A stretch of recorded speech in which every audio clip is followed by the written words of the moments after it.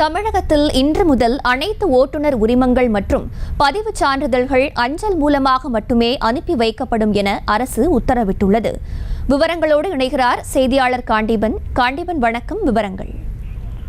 சுதர்சனா, இன்று முதல் லைசன்ஸ் சொல்லக்கூடிய ஒரு விஷயமும் பதிவு சான்றிதழ்கள், அதாவது போக்குவரத்து தொடர்பான எந்த வகையான சான்றிதழ்களாக இருந்தாலும் தபால் துறையின் மூலமாக ஸ்பீடு போஸ்ட் மூலமாக தான் நேரடியாக பெற முடியும் அப்படின்னு சொல்லிட்டு ஒரு உத்தரவு போக்குவரத்து ஆணையரகம் வெளியிட்டிருக்கு. குறிப்பாக இந்த போக்குவரத்து ஆணையரகத்துல வெளியிட்டக்கூடிய இந்த விஷயங்கள் என்னன்னாக்கா, இதுக்கு முன்ன ஆர்டிஓ ஆபீஸ்ல நம்ம நேரடியாக ஒரு அப்ளிகேஷனை கொடுத்து ஒரு லைசன்ஸை ஆர்டிஓ மூலமாக பெறப்பட்டு வந்தோம். ஆனா இதுக்கு மேல இந்த மாதிரியான லைசன்ஸ்களை பெறக்கூடிய விவகாரங்கள பல்வேறு மாற்றங்கள்ல ஏற்படுத்தியிருக்காங்க. குறிப்பாக தமிழ்நாடு முழுக்க இருக்கக்கூடிய ஆர்டிஓ அலுவலகங்களோ இல்ல வட்டார போக்குவரத்து அலுவலகங்களையோ நீங்க லைசன்ஸை பெற முடியாது. செயலிகள் 2 அறிமுகப்படுத்திருக்காங்க. அந்த செயலிகள் மூலமாக முறையாக தகவல்களை விவரங்களை அப்லோட் செய்ய வேண்டும்.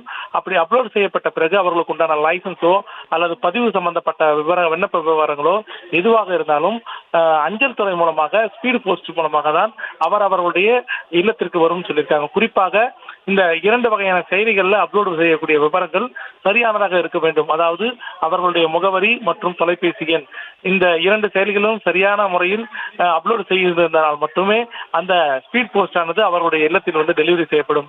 இதில் தவறுதலாக ஒரு முகவரியோ அல்லது போன் தொலைபேசி எண்ணையோ மாற்றி குறிப்பிட்டிருந்தால் எக்காரணம் கொண்டும் அந்த சம்பந்தப்பட்ட நபர்களுக்கு அந்த ஓட்டுநர் உரிமம் அவர்களுடைய இல்லத்துக்கு ஸ்பீட் போஸ்ட் மூலமாக கிடைக்காது என்று தெரிவித்திருக்கிறார்கள். மேலும் இந்த ஸ்பீட் போஸ்ட் மூலம் கிடைக்கப்பட வேண்டும் என்றால் அதற்காக தனியாக விண்ணப்பிக்க வேண்டும் என்று தெரிவித்திருக்கார்கள். அந்த விண்ணப்பத்திற்கு உண்டான பணமும் கட்டப்பட வேண்டும் சொல்லியிருக்காங்க.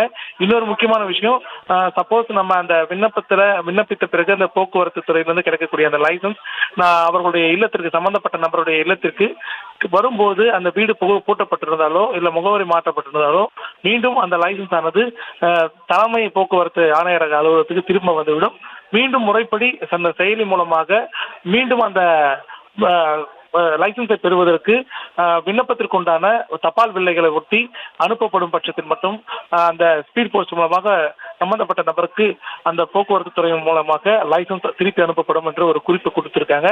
இதன் மூலம் என்னென்ன பிரச்சனைகள் தவிர்க்கப்படும்னா, இந்த புரோக்கர் அதே நேரத்தில் இடைத்தரகர்கள் உள்ளிட்டவர்களை முற்றிலும் தவிர்ப்பதற்கு உண்டான ஏற்பாடாக தான் இந்த விசேஷங்கள் அடுத்த கட்ட நடவடிக்கைக்காக இந்த போக்குவரத்து துறையில முன்னெடுப்புகள் எடுத்து வரப்பட்டு இருக்கிறதா குறிப்பிட்டிருக்காங்க அந்த அறிக்கையில.